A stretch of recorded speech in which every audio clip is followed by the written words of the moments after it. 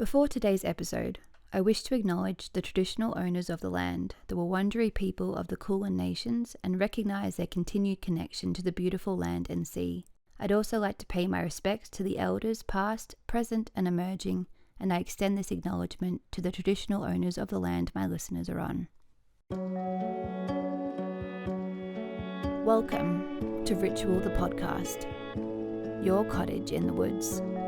A sacred space for the witches, the healers, the magical folk to meet and speak of wisdom, witchery, and old world magic, where people come to learn, to hear stories, to share secrets, and to be free to be their true selves.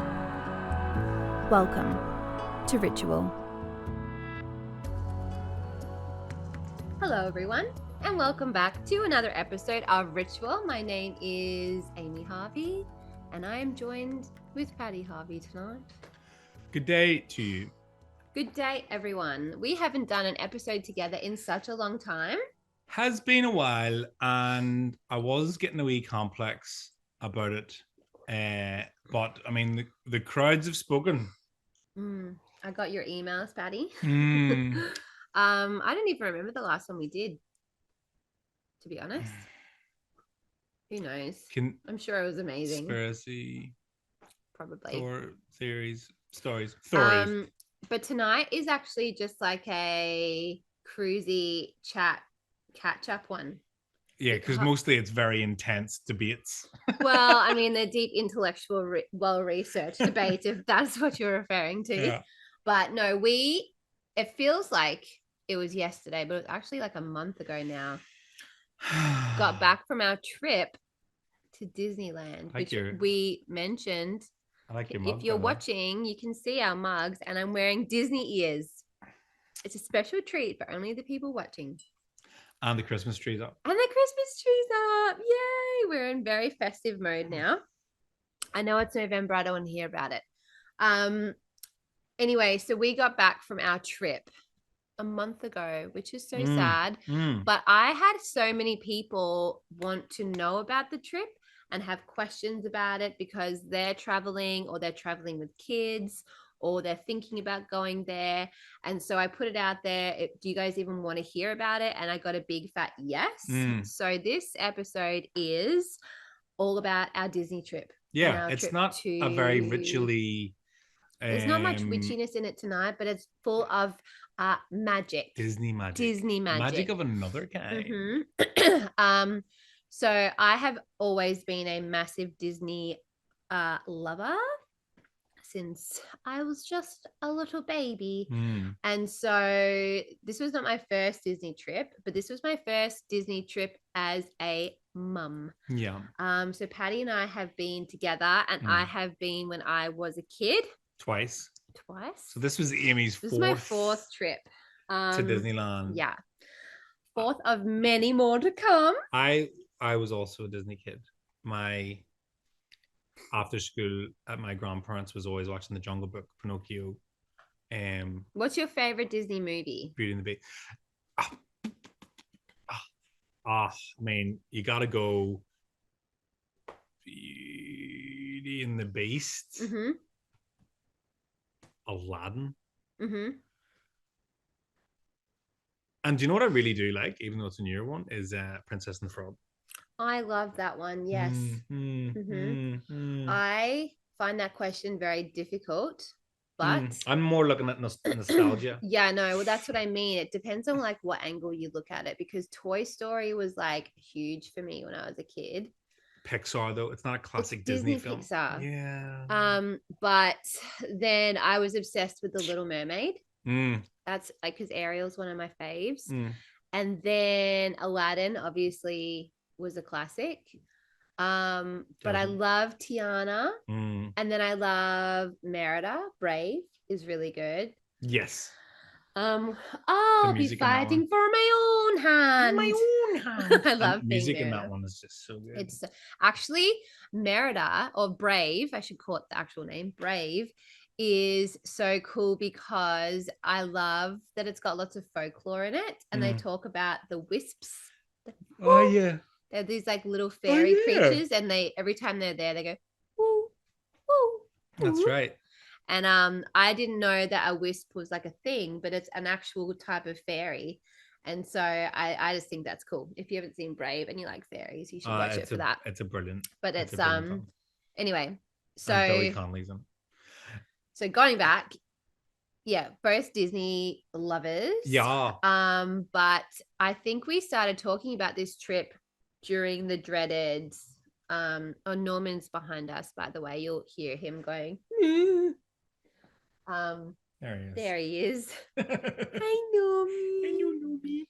He's so beautiful. Hey, baby boy. I don't actually talk to him like that. I do. I know. I love you so much. Baby boy. No, I do. Hello, baby boy. Yeah, we started talking about this trip during the whole pandemic thing, I guess, because out of depression. For those of you who don't sadness. know, there was a virus that went and it was on the news, I think. Yeah, in case you missed it. And then it just shut down the world. We weren't allowed Melbourne. to, but you could see dolphins in the canals of Venice. And then we got released. But we started talking about doing a trip like this because we are in peak magical time with the kids, where this was definitely going to be something that, like, so Poppy was or is the age that I was when I first went. I remember every single thing about it. And I remember it being so magical. And it's like that fine line between like not being too cool as a kid, and that you can still see the characters and get go, excited, oh my God, and just like gush over. Not that, to be honest, I feel like Disneyland has this amazing ability to make anybody a child, no matter what age you are. But I think around the 7 mark is prime. Yeah. But then obviously Noah, he turned 6 when we were there, which we'll get into.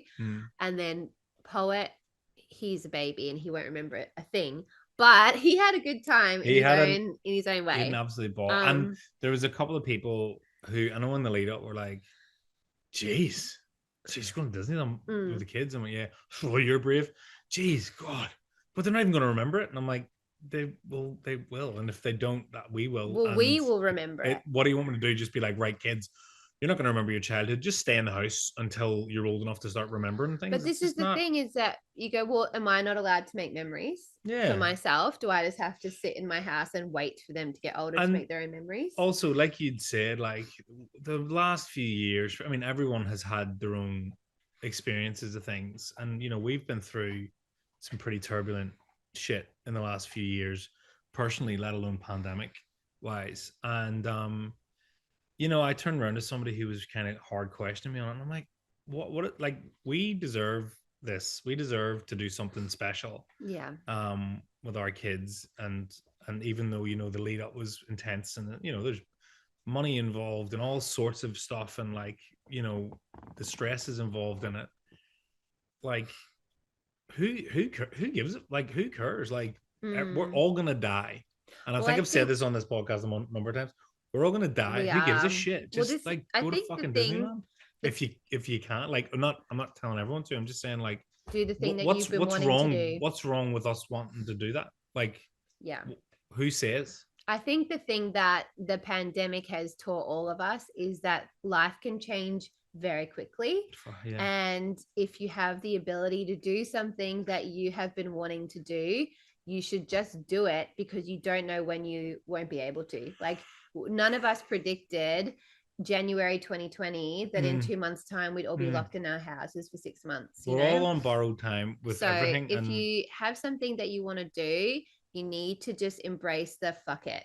Like, let's just do it. Yeah, and if you can do it, and if you can't, then let's fine, do something else. But the only thing is, what I'm saying is, like, whenever people like try and, it's kind of like with, it's could open up a can of worms, but it's kind of like with like babies.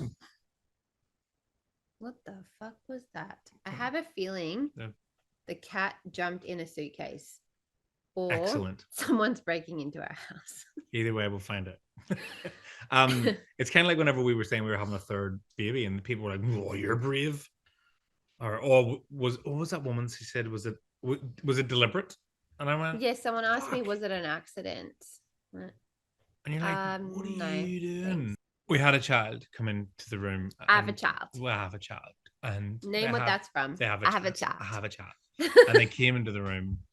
And then there was a long break. And then we forgot where we were. But anyway, we're talking about So let's Disneyland. we'll start from the beginning, which was we really wanted to, there's like, the thing about Disneyland is that there's so much choice because in Anaheim, it literally is in itself like its own world. It's a Disney town. It can be a very overwhelming experience, but thankfully I have been obsessing about it for about my entire life. Yeah. So I know everything. If you have a question about going to Disneyland, ask me and I will be able to rattle off 40 different answers to any question. Amy's a member of all the nerd I'm groups. in the Facebook groups. I'm on Instagram pages. I follow all the people. Like I know everything. There's a Facebook group called Disneyland Planning. And I'm in it. And I'm in it too. I still comment all the time with my knowledge now. Right. They're all like, hey nerd, you already went, you loser. Get out of our group. So anyway, there's so many different hotels to choose from, but ultimately we decided to go with the Disneyland Hotel. Mm-hmm. And no regrets there at all. No. And so the good thing about it is that you can like pay a deposit, and then pay it off over time. So that just kind of makes life a little bit easier. Yeah, I think to be able to do that. As long as you do it, have it all done 30 days before you leave, and you could be putting $100 here, $200 there. And I think that's really clever that they did that. Yeah, I mean, there's different. Like we stayed whenever we went without children about 10 years ago. Yeah, we went to the Paradise Pier. So you've got like the Grand Californian, which is like super duper duper expensive. You've got like Paradise Pier, and then you've got Disneyland Hotel. It kind of sits sort of in the middle, and then you've got all these other hotels around the area, which are all within walking distance as well. But we just really wanted to be there, and you also get like perks as well when you stay at a Disney hotel. One of them being is that you get to enter the parks earlier than everybody else. Yeah, which is like super handy when you want to go on certain rides that the lines are like crazy. And we were awake anyway, so like, well, yeah, we'll do that. We were awake anyway. So yes, we decided to go to the Disneyland Hotel. Yeah, which I highly recommend if you want to stay there. Because I loved every single minute of being there.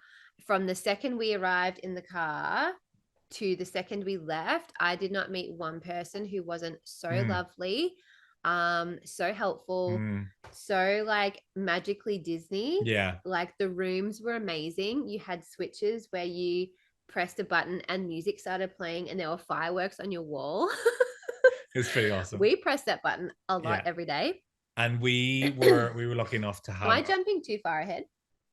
No, sorry. I think we're just excited, and we were lucky enough to be in where we could see the fireworks from our room as well, so we could lie in bed and watch the fireworks at that time, which you put up a video of. Yeah. Which was pretty epic as well. It was so fun. And I just love like the thing about Disney is, and there may be people who absolutely hate them, and that's fine. I know there are conspiracy theories out there. I refuse to read them. But about Disney? Yeah. Let me have that. But they do things well. They do things so well. They just know how to do things to make it so magical, so perfect, so like perfectly Disney. And it starts at the hotel. Yeah, so I think it's like that way you feel, like how they talk to you, how they treat you. And that goes for the whole park as well. Like it's always everyone. Next guest, please. And you know, everyone's called a cast member, and like I don't know, it's got, you know, it's everyone was like, I did not meet anyone grumpy at all. Everyone was so helpful and willing to help, and everyone was so good with the kids too. Like Yeah. Anytime the kids were involved, they had everybody's undivided attention. Even like when we went to the Lego store, because we stayed like right near downtown Disney, which is like this plaza where they have shops and everything, and you walk through it and then you get to Disneyland. And even going into the Lego store, I was chatting with the guy there for ages, and we were saying, he wanted to go to Australia, and I was like, you should do that. Definitely don't go to Sydney, go to Melbourne. And then he gave the kids free Lego. He just whips out these bags. Here you go, guys, and just gave them free Lego. And so anyway, going back, I highly recommend that hotel. Yeah. I just think it was so much fun, and they had like a really cool pool, which had like a huge water slide, and definitely recommend. But sorry, no, I was going to say, but that whenever you said that, I jumped ahead. But so before we got there, we obviously had to get there. Yeah, I was just going to say that because one of the questions was, how did you guys go on the airplane with the kids? Right. So I got to say that was probably one of my biggest what's the word, like stresses. It was. I was stressed the most about that because I knew that Puppy and Noah would be fine because they are at the age where they just want to play their iPads and watch movies. So I thought that they'd be fine. I was more concerned about Poet because he has just started crawling and he's a little firecracker. And I was like, this could really go one of two ways because it's no short flight. Like it was. We went with Fiji Airways. So if you were to who were amazing, by the way. Yeah. Fiji. When we first booked, it was Fiji Airline, and their flight was like way better than any other. It was like airline by far. But because Qantas is obviously Melbourne, LA, and that's like 14 and a half hours. Fiji obviously goes through Nandi in Fiji, and that was like it was a lot cheaper. It was like $4,000. Yeah, and that made me suspicious because I'm like, why? Why is it so much cheaper than everybody else? I'm like, are they a legitimate airline? Because it was like, oh, this is great. We're traveling with 5 people. This could be awesome. Yeah, to just get it for this. But they were really good. Yeah, I mean, the food was horrible, but really? I don't eat airplane food. I mean, I'm asking genuinely. I didn't eat any of it. No, I never eat airplane food because I swear it speaks to you when you open it up. I didn't eat it. I didn't think it was. The thing about me. Here's a tip. Here's a pro tip for anyone going on. I'm like, oh, flights. Really? Pack snacks, and I'm not saying like 1 or 2, like enough to feed a freaking farm. Especially if you have kids, they each have to have a bag. The bag has to be filled with their own snacks, and you will not pack more than you need, trust me. Because none of us were hungry because there was no way I was going to eat that food, and I knew the kids wouldn't. They literally looked at it and were like, I'm not eating that. And it was kind of like fun looking food too, like scrambled eggs with sausages and stuff. Yeah, it sounded like it could be, but that's what I mean. And then once Amy and I got together, I stopped eating plain food as well. And then I read articles and I was like, okay, I'm not gonna do that anymore. So I would like drink coffee and red wine. I'll only have the coffee and the water because I'm so dehydrated.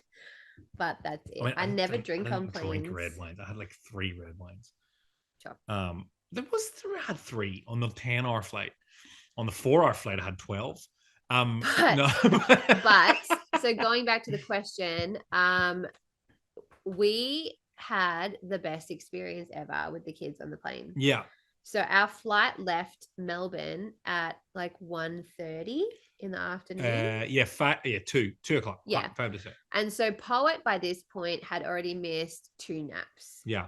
And so in my mind, I'm like, it's going to be the most epic meltdown of all time. And then he just slept. And he had a nap, like a little nap. And then that was in the 4 hours. And then we were in Fiji and we were there for an hour. And then he literally slept like 90% of the way to LA. For the 10-hour stretch, he probably slept about 8 or so of those hours. I mean, we'll say this though, like, all part of you,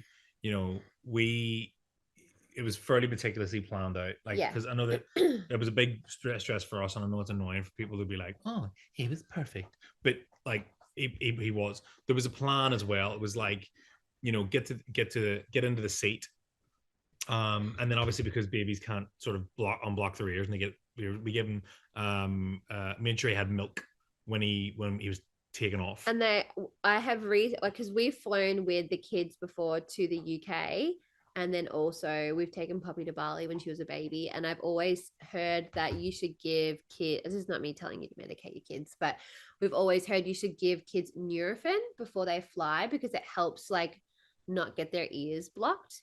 And so we had no issues with that. And then also his milk, and then he had milk when he was taking off, and to him he only ever really has milk like around his like sleep time. Yeah. So then he was just gone. He was had his milk, big belly full of milk, and then he would sleep on one of us, and then after a while he'd wake up, and then again, annoying for some people to hear who've had horrible experiences. But like when he woke up, he was like smiling at people.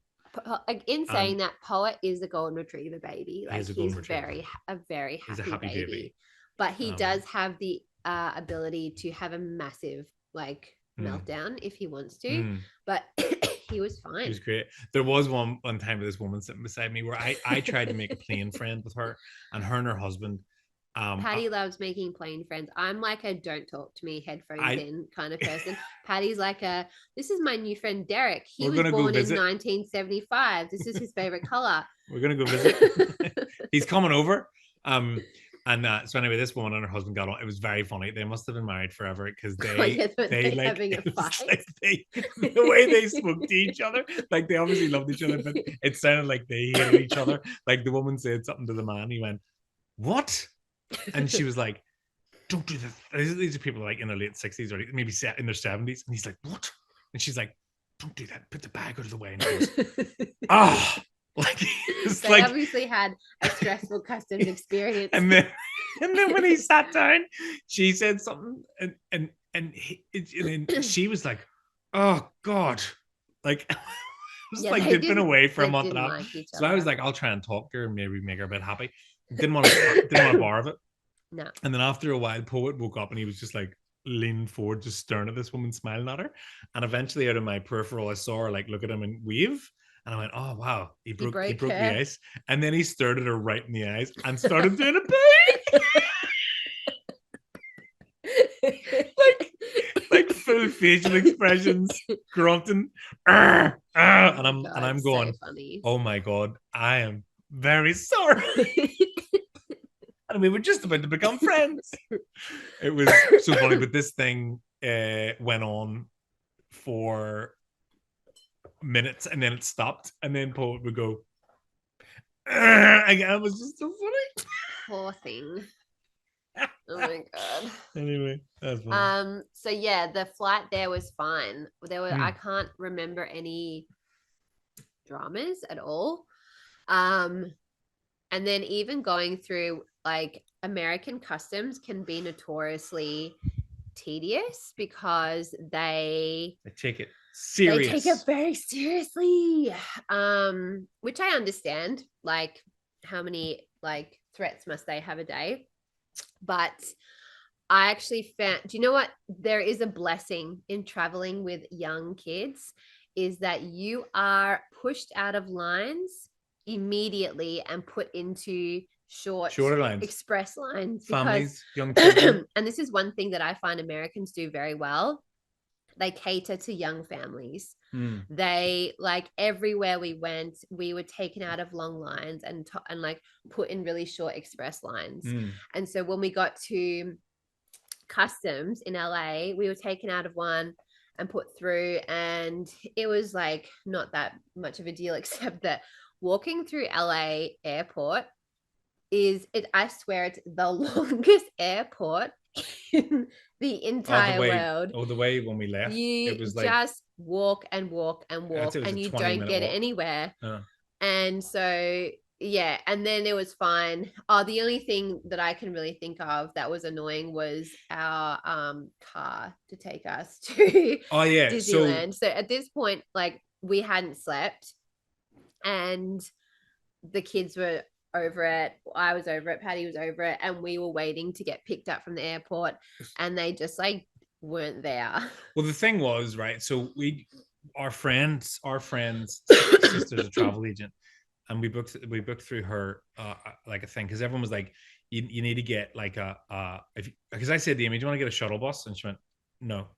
Like, not after a long flight. I'm like, that makes perfect sense, because you have to stop at like 14 hotels on the way back. If it was just us, I don't care. Yeah. But with kids, it's like not worth the pain. And it was like, here's an SUV, and I was like, great, do we need a baby seat? And I was told it's only ever a request for a baby seat, and I was like, okay, are they pretty relaxed about it over there? Anyway, so we get out at LAX, 5 suitcases, 5 backpacks, and a pram, 3 kids, 2 adults. And I put the US SIM card in.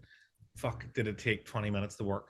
And then the guy was texting me, and I'm like, hey mate, are you in the terminal? And he went, nah, come out and meet me. And I looked at the confirmation and said, we will meet you in the terminal with a bit of paper that says your name on it. We'll lead you to the car. And keep in mind, this is like one of the busiest airports in the entire world. And I'm like, you're not at the terminal? He goes, nah, you need to come out to section B. And I'm like, where's section B? And Amy's looking at me going, what's going on? And I'm like, oh, this is going to go down horribly. And I went, and he goes, all right, no worries. I'll be there in 10 minutes. And I'm like, where are you? Are you at the airport? And he went, yeah. And then, anyway, we go outside and we wait, and we're in the heat, and like we're all like weirded out because we haven't slept. And then he turns around, and I said, we're here. And he goes, yep. And I'm like, mate, are you coming? He's like, yeah, I'm coming to the airport. I went, are you at the airport or not? And he went, nah, I'll be there in 20 minutes. And I went, oh my God. And we'd been waiting about half an hour at this point, and I was like, far out. And it was like, whenever you like organize something like that, you're trying to take stress away, not place more on top. And then eventually he rolls up and he goes, oh, that's a lot of suitcases. I'm like, did you not get the memo? I'm like, do you have a baby seat? And he goes, yeah, I've got one of these. And he had one of those little like a toddler booster seat. Like a booster seat. I'm like, he's 10 months old. So we got in the car, and then he starts telling us, oh yeah, if the cops find us, we're screwed. And we're like, what is going on? I was so stressed because I'm like, I hate getting in trouble. So that even the thought of potentially getting in trouble sends me spiraling. So, and this was a reputable. I was like sitting in the car with Poet strapped to me by just the seatbelt, like stressing out after this huge flight. Yeah. Also, like planning this guy's death because I was so annoyed. He was very frustrating. Like he was so annoying. I was starting to lose my patience with him because he just kept being like, I'd go hello, and he goes hello. And it started getting lippy with me. Yeah. I'm going, you're the one that's like, we're standing here, and I was just like, Patty, just be nice, because if he dumps us on the side of the road, we're gonna have 3 kids and 450 bags. Just get 5 us there. Giant suitcases. Just get us to the hotel and then like send an email. Yeah. So anyway, we skipped that, and then we arrived at the hotel, and then everything was amazing.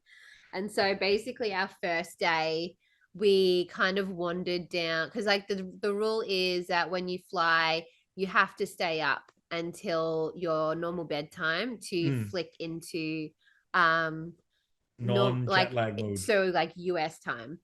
And then so we kind of just like wandered around very slowly, and I don't even know where we had dinner. Oh no, we went and had dinner at the Grand Californian. Yes. There's this like really cool place called the Craftsman's Grill, and you can just get like pizza and burgers, and it was like the best burger I've ever had. Oh, so good. And I was so hungry that I wolfed that thing down in like 4 seconds. It's so good. And then we kind of just like wandered back, and everyone was so tired and had showers. And then I remember I was lying in bed trying to stay awake, and I dropped my phone on my face and then fell asleep at like 8:30. And then I woke up and I'm like, oh, I must have been asleep forever. Looked at the time, it was 9:30. I'm like, oh, fuck. And so then I was wide awake, and I couldn't get back to sleep for ages. And then you woke up, and then the kids woke up. Everyone woke up at like awake. half 12. Yeah. And then everyone sort of went back to sleep again. And then the next day we had planned it so that we would, because we were like, do we go straight into the park? And I was like, I think it would be a nightmare because we will all be really tired. We traveled very differently before we had kids. We would just get in. We did Universal Studios in like 2.5 hours when we didn't have kids because we just fast passed everything and just went. Patty and I go hard when we travel. We want to see everything. Like we left New York 5 a.m. Got to Washington D.C. on the train from Penn Station. Did a hop on, hop off tour of Washington D.C. and jumped back on a train at 5 p.m. Like we just smashed it. Like, and so we have to constantly remind ourselves. Like when we went to Ireland in 2019, we were dragging the kids from like Dublin over to Galway and then back again, and they were crying. They're just like, can we just stay at home for a minute? Yeah. So we have to constantly remind ourselves the kids aren't us. We need to slow down, and that actually will lead us into the end of the holiday as well, and discussion that happened there. So that we decided that the first day we were going to just hang out in downtown Disney, and like so we went and did like the Lego store and just like looked around, because it's like downtown Disney is so fun because obviously it was Halloween time, so they had like amazing like Halloween music blasting. They have just like, it's just a vibe there. Like there's everyone is walking around with their Disney ears on, and like it was very Coco themed as well, and they were doing like Latin American week as well, so they had like a lot of awesome like Dias de los Muertos stuff, like singing and bands and stuff like that. And they also had this thing called Pluto's Pumpkin Pursuit, where you had to go and find like 8 different pumpkins that were hidden all around. What are you doing? My leg fell asleep. There were like 8 different pumpkins that were hidden all around the downtown Disney, and they all had different characters, and you had to do like a treasure hunt to go and find them, and then the kids got a prize. So we did that. I went to Starbucks. Went to Starbucks. Got the best Halloween drink ever. The pumpkin spice drink. Yes. And then I don't know what else we really did that day. That day was meant to be that day. It was meant to just kind of reset, like a cruisy whatever day, and kind of get acclimatized before the next day. So then the next day we had our first day in Disneyland, and that was epic. That was like the minute we walked in and you could hear music playing, it was just like, oh my God, we have been YouTubing the shit out of this for years, and now we're right here. That's the thing. You'd watched it so much that you were like, oh, I know this place. Yeah. And so it was just so magical, and it was all done up for Halloween. They had their giant Mickey pumpkin. It was, and we got to go in early because we were staying at the hotel, and it was so good because there's this huge crowd waiting to go in. You're like, bye-bye, suckers. And so the first ride we did was Haunted Mansion. Yes. Which is my favorite ride. The funny thing is, though, whenever they do rope drop, so they have everyone sit down at a rope. Oh my God, it was absolutely terrifying. They drop the rope. Now, we arrived 15 minutes early, but they're like, oh, we're not opening this part of the park until 8. Well, we had made a decision that we wanted the first ride to be Haunted Mansion, but they hadn't opened that section to the early arrivers. So we were able to go further than like the normal people. The other, yeah.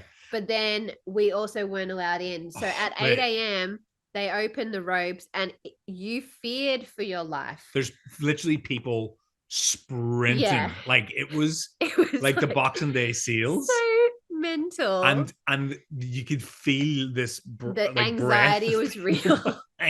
Like I'm going, kids, stay with me, kids. The countdown to it was like you could feel this hum of like pure adrenaline, and you're like, holy shit, this is how we die. Yeah. And so we made it, obviously, but yeah, we went straight to the Haunted Mansion because I was like, it's Halloween, gotta go. You have to do that one first, and it was so cool, so epic. Now, moving forward throughout this day, I want you to bear something in mind. in the lead up to this trip, in the months lead up to this trip, I decided that I wanted to propose to Amy again. Yeah. Because we had our 7th wedding anniversary a week before, and we were just so busy that we didn't really acknowledge it. So we said we'd have it in Disneyland. Yeah, we'd have a pretend one. Right. And it was we've been together 14 years this year. And I thought, oh, that's great. I said, that's funny. So I started like saying things during the morning, like, isn't that funny? We've been together, married 7 years, and we've been together 14. We've been together double the amount of time we've been married. And Amy's like, oh yeah. And like distracted with the kids and everything. I'm like, and I'm glad you're excited about that. I'm glad. Now, I had this ring that I wanted to re-propose to Amy with so we could renew our vows in 3 years' time. And I couldn't get it. And I'm like, that's what I want to get her. And I want to get her this ring. It's like handmade. And I just was this. It's just, I'm like, that's not a now gift. So I had been to downtown Disney and I got this like, well, that little Mickey and Minnie ring. Spoiler alert, I said yes. Spoiler alert, she said. Can you see it? She said, oh yeah. I'm not giving you the finger. And so I was like, well, we've got, as a part of this thing with traveling with the kids, we got Genie Plus. So you could like skip the queues a bit. I'm like, they have these professional photographers roaming around the parks. And so all morning I was like, right, we have to get a photo in front of the castle. I'm going to get the photographer to take a photo. And then I'm going to like get down on one knee and I'll actually capture this moment because I didn't do it the first time, right? So all day I was like saying things and then going, oh, we should go to the castle and get a photo. And Amy's like, yes, we should. Now I'll pick up this part of this story later. And so anyway, that day was just like the most jam-packed day ever. I will say with Patty constantly going on about the castle for some reason. And then I even made a joke at one point. He said, I'm like, what are you going to do? You're going to propose to me? And he's like, no.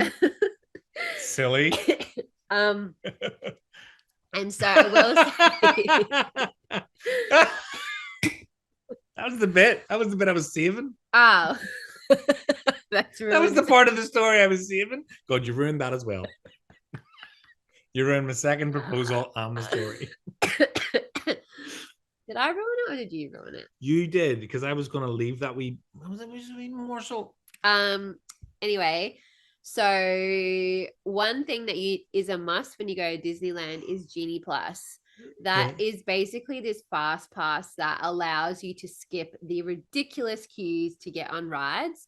Yeah. And that is the only way we were able to function with kids. With the kids. You can only do it one time. And then when you are registered on that ride and you're in the lightning lane, it's called, then you can book the next one. But so it gives you like a time frame of like, you can go on, let's just say the Mickey Mouse ride between 12 and 2. And so you have that long to use your fast pass to get on. And it's not like you get on straight away. It means like, as opposed to like a 30-minute wait, it would be 5. Oh yeah, or an hour and a half wait, it's like 15 or 20. Yeah, so it really cuts down the wait. Some of the rides were an hour and a half, 2 hours. Some of the rides, like Haunted Mansion at one point was like 3 hours. Yeah. Because obviously it's Halloween and everyone wants to go on it. And people wait in the queues. And even at nighttime, and this is something we'll talk about, at 10 o'clock at night, some of the rides were still over an hour long. It was crazy. It was just crazy. Super, super busy, which could be a little bit overwhelming at times. And I think like Noah especially was getting very overwhelmed with the people, which I don't blame him at all. Because I know by the end I was like, oh my God, there's a lot of people here. And the rides. Yeah, we learned, people always ask like, excuse me, how did you go with the kids? And I always say, we learned that we were navigating 3 very different personalities in the park. One was like, I'm on a shopping spree. And we had to constantly remind them it's about the experience, not about what you can buy. We won't say who it is, but we had to say, Poppy, you know. And then Noah was very Noah was very overwhelmed. He is not a ride person. Let's just say that. The fast ones. No, he doesn't like the fast rides. And we learned that extremely quickly. And I think it was like Indiana Jones. trying to find the fine line of pushing him to give it a go as opposed to like just going along and him missing out, but then also respecting that he may just not be one of those people. Because Patty and I are like, every ride, let's go. Go hard, go home. And so for us, we're like, okay, he's not really that kind of person. He's more of a poet's level of ride person. Yeah, like he did the spinning teacups. Yeah. So, like, yeah, because I said to him, like, because I had him on, because we did rider swap. And for those of you who don't know, because we had poet, obviously, one of us always had to be looking after the baby. You can't just leave them like you used to. No, it's so annoying. Also another wee tip.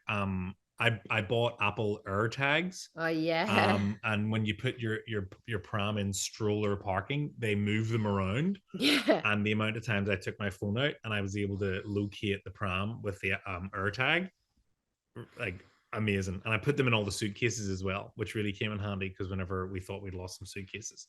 But anyway, with Noah, like you said, it was kind of like you go, I'm always going to push you to try new things. But if it's too much, then fair enough.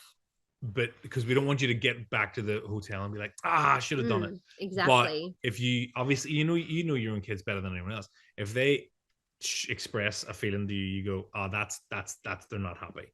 And we don't. But it can also be like a, just say he didn't want to do a fast ride and you go, okay, fine, you don't have to do that. Then it would turn into, I don't want to do the kind of medium ride. And you're like, okay. And then it would be, I don't want to do the slow ride either because all rides are scary. And then they like make this thing that was once like a tiny seed into a huge tree. Right. And you go, well, no, because now you've just built it up so much in your mind that you've blocked it off completely. Which is why there were certain ones where I said to him, do you want to go on these things? He goes, yeah, but I'm scared. And I'm like, that's fine to be scared. I said, I'll be with you. And nothing bad's going to happen to you. But we don't want you to miss out. Yeah. So let's get on them and we'll try them out. Anyway, we learned the level because Indiana Jones was hardcore. That was so funny. I was with Poppy on that ride and she screamed her head off so much. And I was like crying with laughter. I was such a bad parent, but she like had the best time, but she screamed her head off. And I couldn't stop laughing. But the guys in front of us at one point turned around. They said to her, you doing all right? And she's like, ah! It was so funny. It's just so, it's funny the different reactions to it. Like, God love Noah. I was just holding him. You want to feel his heart rate. And he was like, no, I'm going to fall off. I'm going to fall off. I'm going to die. I'm like, you're not going to die. I've got you, mate. I've got you. And then he's like, I'm not doing that ride again. I'm like, no. You're definitely not. But the rider swap thing was great. And we should probably explain what that is because... Yeah, so rider swap is awesome. So whoever invented that just did it for the families. So obviously like some rides Poet can't go on it because he's a tiny little baby. And so what you do is you do a rider swap where so Poppy and I would go on and say, we want to do Indiana Jones. And then they'd go, who are you going to swap with? And then they would, so we had magic bands on our wrist. So that's how you do your fast pass. So you would go up and you'd kind of go beep, boom, and beep it on. And so they would beep us and say, who are you swapping with? And I'd go, say, me, Patty and Noah. And so what would happen is that Poppy and I would then go and line up. We would go on the ride. We'd come out. They'd scan Patty and Noah, and then they wouldn't have to line up and they could go on the ride. Pretty much, yeah. You'd still queue up a wee bit, but you're in the fast lane. And so it just worked really well for those rides where Polly couldn't go on them. Yeah. And then soon it turned into Poppy going on rides twice. So she really lucked out. Yeah, she cracked the code. Bring Noah who doesn't want to go on the rides, and then you get to go on twice. So that was really handy though to have because I wasn't quite sure how we were going to navigate that. But it just meant that we could go on every ride. Yeah. And so basically majority of that day was like going around, going on as many rides as we could. But then my highlight of that day was before we went back for Poet to have a nap, we met Winnie the Pooh. Oh, yeah. And it was the first character that we met.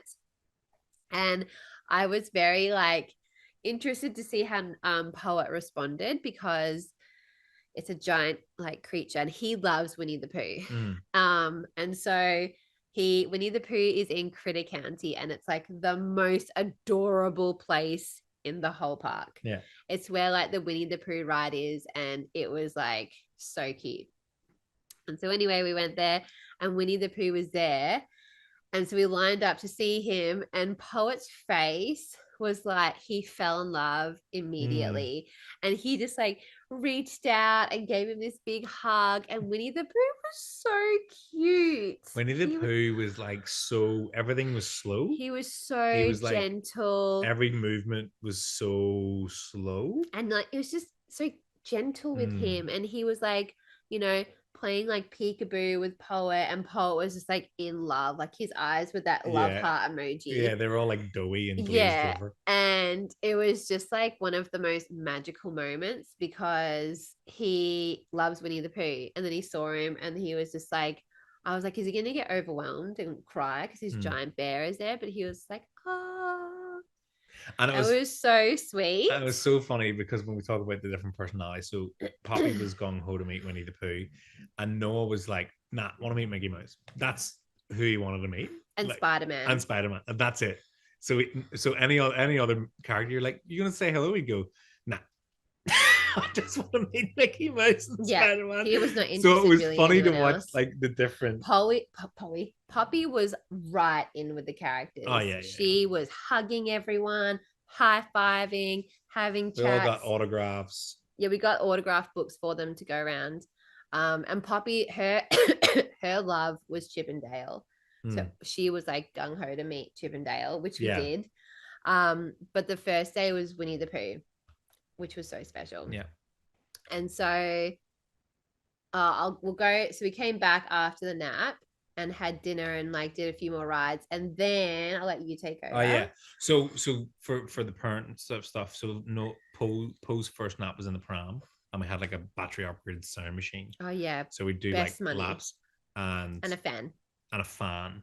So he had his first nap in the thing, and then second nap was like 2-3 o'clock. Go back to the hotel. One of us stayed in the room. The other one took the kids down to the pool.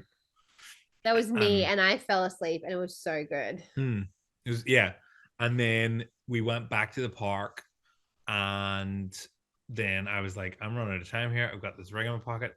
What am I going to do? And we ended up, I'm like going, we got to go to the castle. And Amy's like, I don't know if we're going to make it. The parade was starting. But so but you were like, I don't know if we're going to make it. And I'm then the sun started to go down. I'm like, oh, fuck.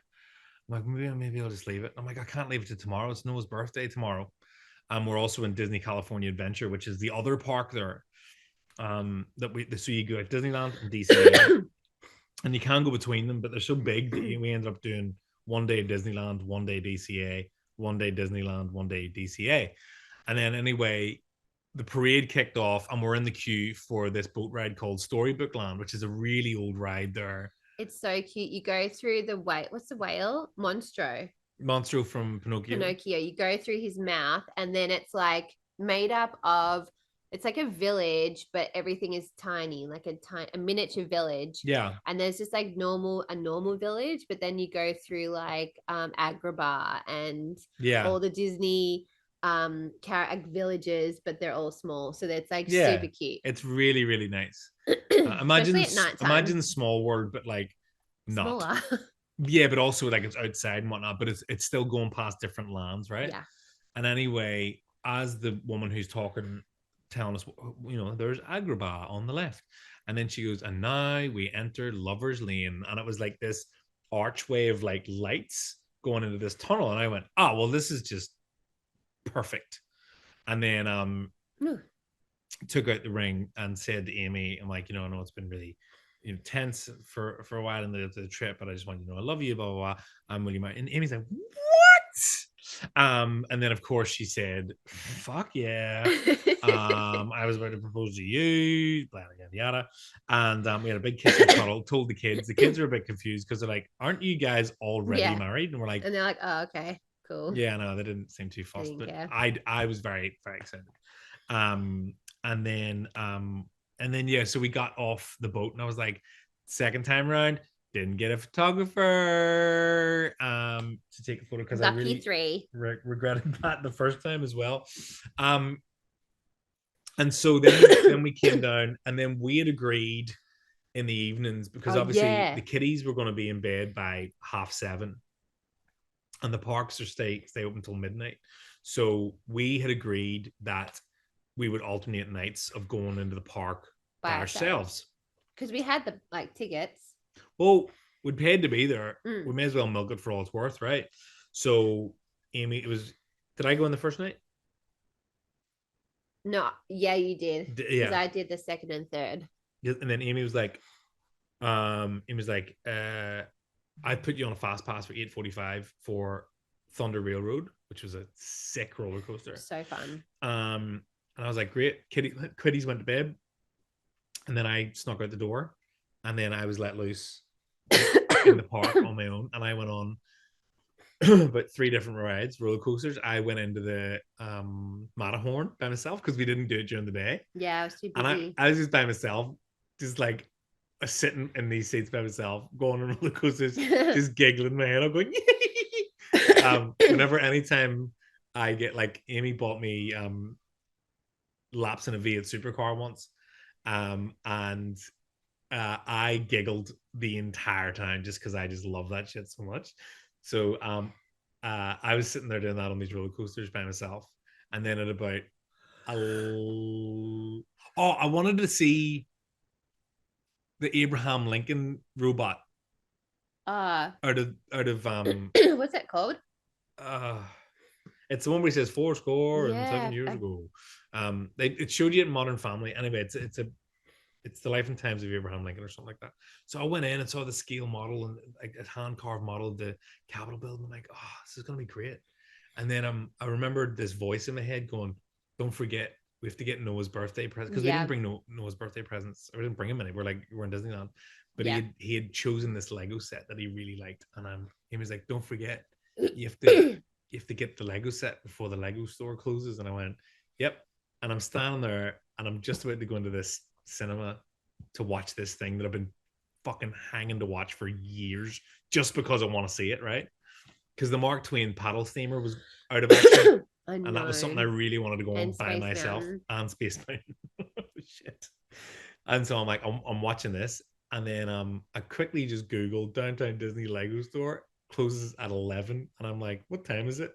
It was like 10:52, and I'm like, and it's not just there. So I'm wearing thongs, of course, and I start sprinting out of the park.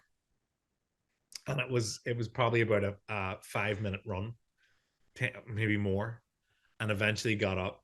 And I went in, and everyone's all quite relaxed about being in the store at that time. And I went, "Oh, glad I made it." And he goes, "What? What's that?" And I'm like, oh, could you close? You close now at 11? And he went, "Oh yeah, sure. We'll probably be open for a little while longer now." And I'm like, oh fuck. I want to see Abraham Lincoln. So anyway, made it back to the room, snuck it in, and then day one. Yeah. And so this might have to be a 2-part podcast. I know. We'll probably skim over the 3rd and 4th. Yeah. But anyway, second day was Noah's birthday. And so he turned 6, and we had booked to go to Goofy's Kitchen for breakfast, which is so much fun because you go and it's like this big buffet breakfast, but all the characters come out and have breakfast with you. And so the kids, mainly Poppy and Poet, thought this was great. Noah was a bit like, he was just a bit like, I'm trying to eat my waffles, man. Yeah, just go away. You're not Mickey and you're not Spider-Man. Right? And so we met Minnie, Chip and Dale, which Poppy was like so obsessing excited about. Pluto, Goofy. Is that it? Minnie showed up? Yeah, Minnie. Huh. I think that's it. Yeah. but that was really fun. Yeah. And then we went over to California Adventure. I will say, Yeah. and someone did say this, is that Goofy's Kitchen is more about the experience than Totally. the food. The food's not going to change your life. It's not the best. No, it's really not. It's fairly average to be fair. It's good for kids because it's like waffles. But if you're looking for a good, like we don't eat breakfast usually, so we would have coffee. And so but they had cute like Halloween themed but it's if you're going to go there, do it for the experience. Totally. But yeah, it's not like world class kind of food. If you're a foodie, you might not like it. You probably won't. But then so the reason why we went to that one on Noah's birthday is because it has Avengers Campus and also Cars World.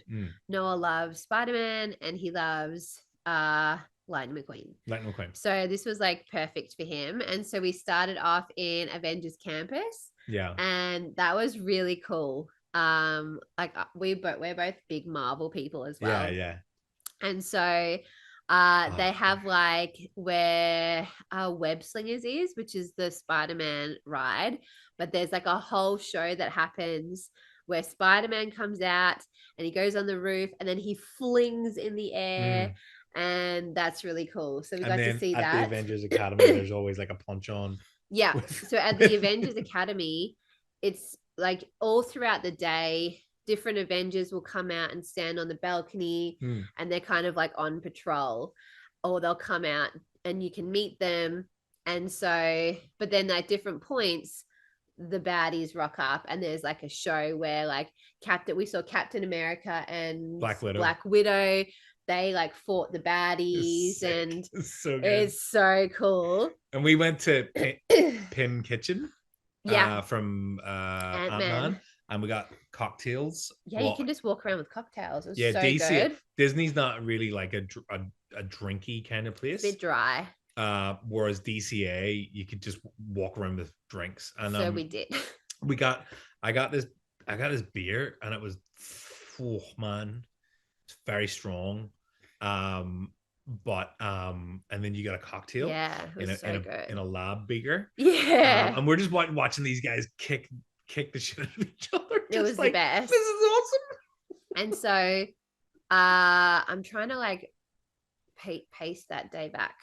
I know. So we went to Radiator Springs where Lightning McQueen is, and we did some rides there, and it was so cute there. Like it's so extra because the whole place, if you know that movie, then you'll know there's like the Cozy Cone and Flo's Diner, and like even the road is paved like how Lightning McQueen did it. Yeah. So their attention to detail is perfect. And so like Lightning McQueen was driving around in Halloween costume. So he was a superhero. And Mater was a Dracula. Yeah. And so it was just like so fun. It's so good. I really liked it there.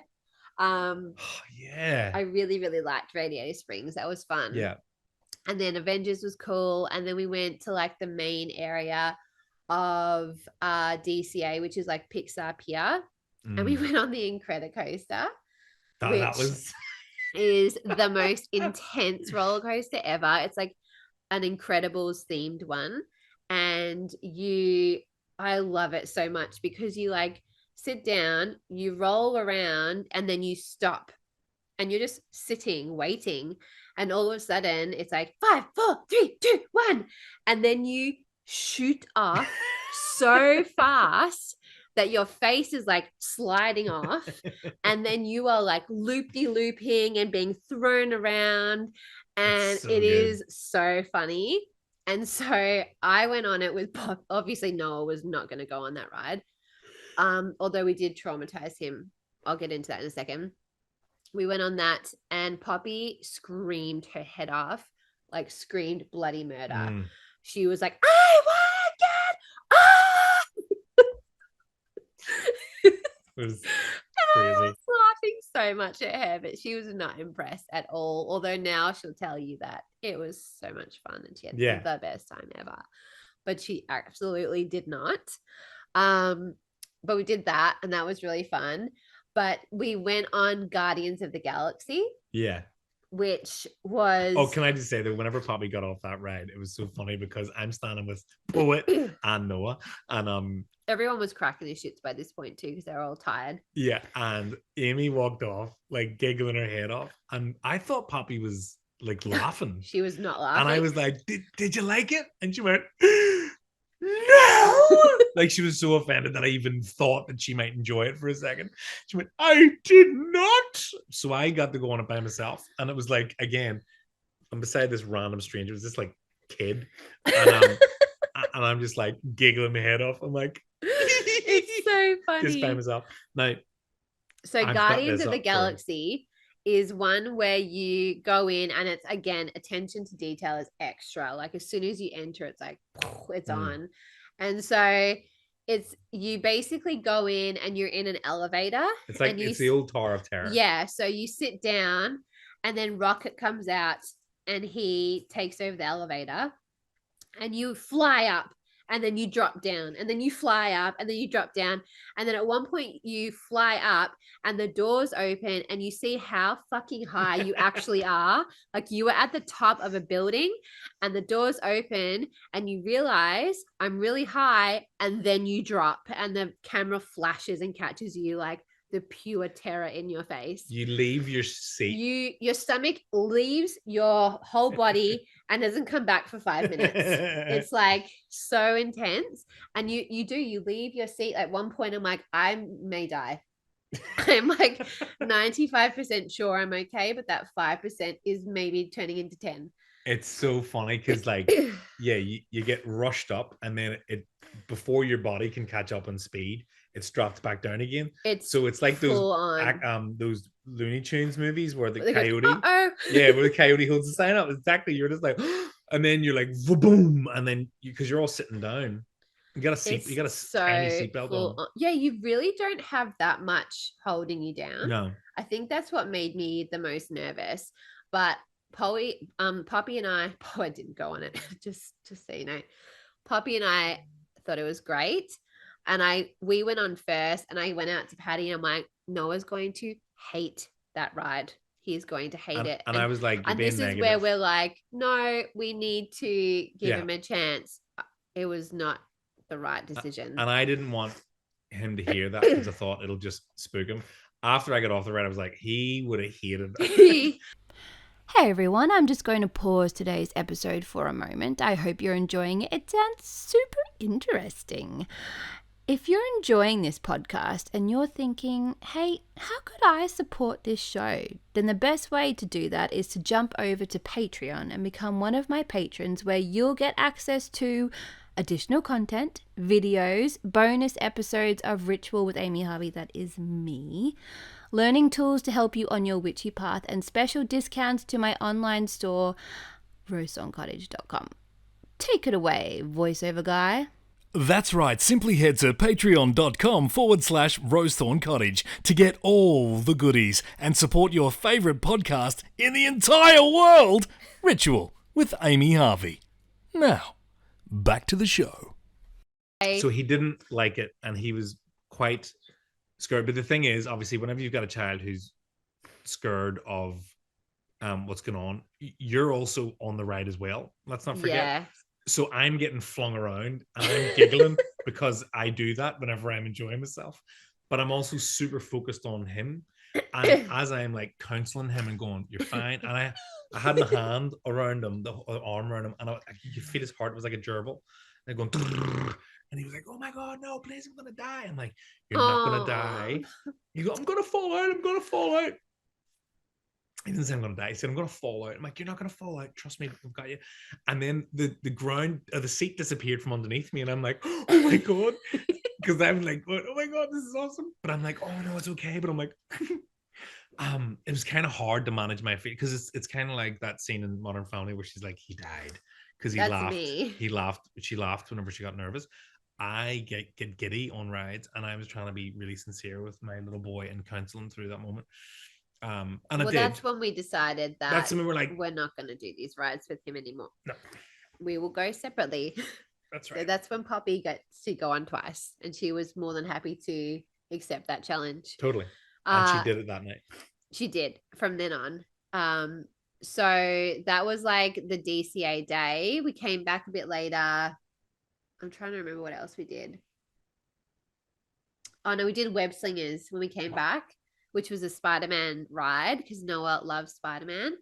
So we did that, and then we had dinner at Flo's Diner, which was really fun. And they had, when the sun comes down, the whole like street lights up, and they do this cool light show, and that was fun.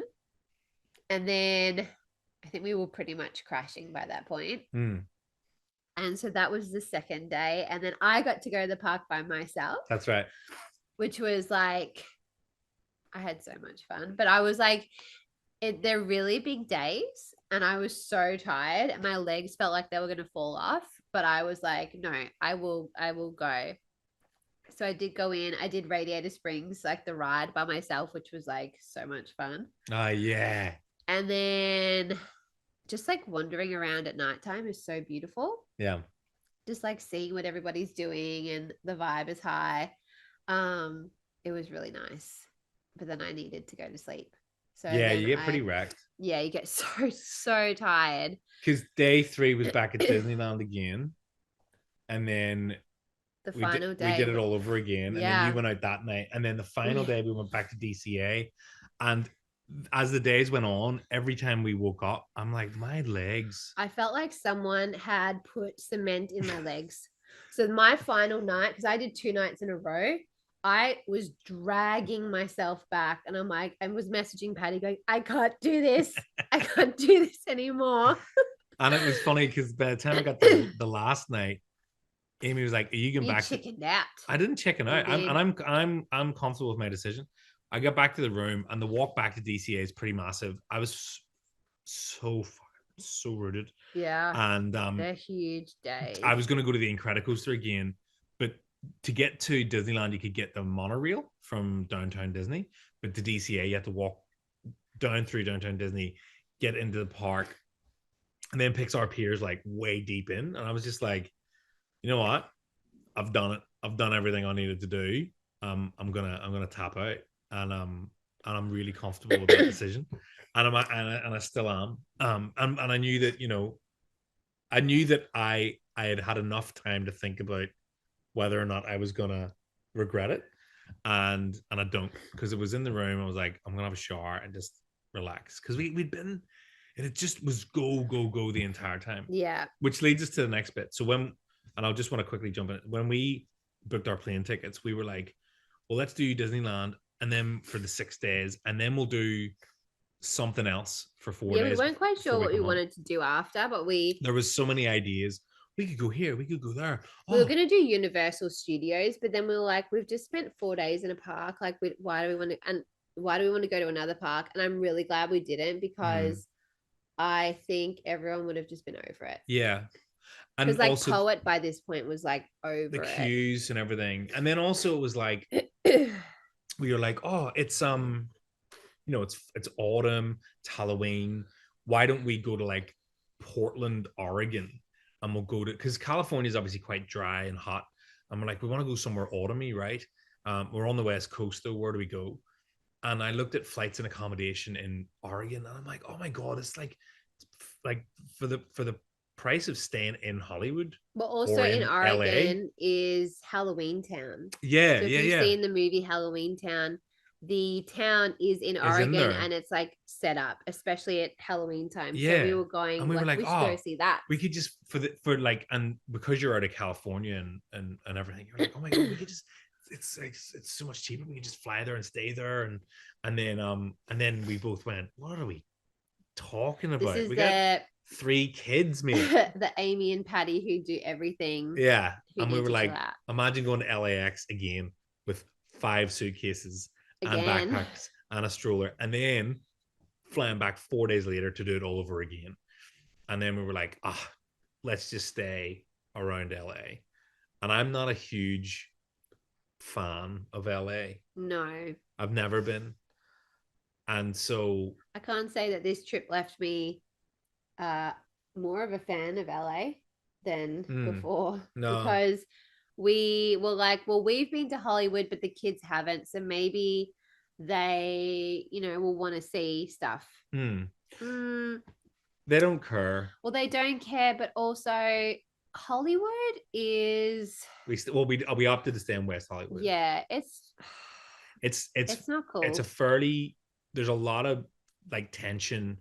It feels there's obviously like so where we were like 30 seconds walk from the Hollywood Walk of Fame. We had a banging apartment. Yeah, you could see the Hollywood really cool sign apartment from the balcony, like killer apartment. And I went down to Starbucks in the morning, and then you could see like Will Ferrell's stars right there. Yeah. But there's a lot of homelessness around, and that's not like a slight on them. It's more just like you're really struck by the juxtaposition of class. So while we were there, you've got guys and women sleeping in doorways. Telling the kids to hold their breath when they walk past kids. The kids are like, "Oh my god!" I'm like, "Yeah, it's just there's people there. There's homeless people there." So you're walking past. There was people passed out like on the grass just outside. Yeah, like a guy's had obviously taken something, and he's like sleeping on the grass all day. And the kids are wondering if he was dead. Like it looked like he was. It really did, and I was like a little bit concerned at one point that he might have been. A lot of people yelling at the sky and stuff.